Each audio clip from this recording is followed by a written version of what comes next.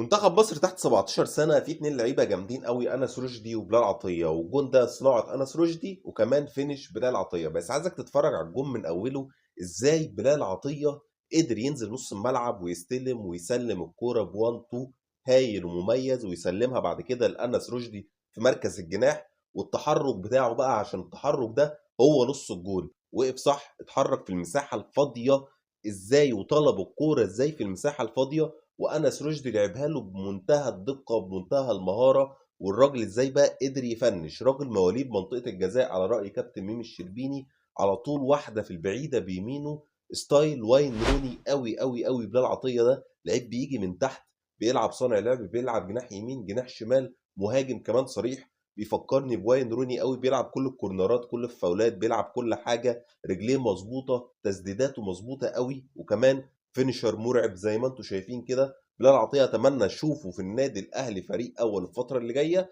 وأنس رشدي لعيب إنبي هنتكلم عليه بعدين كتير جدا، بس دلوقتي بلال عطية موهبة كبيرة وتستحق إن احنا نشوفها فريق أول.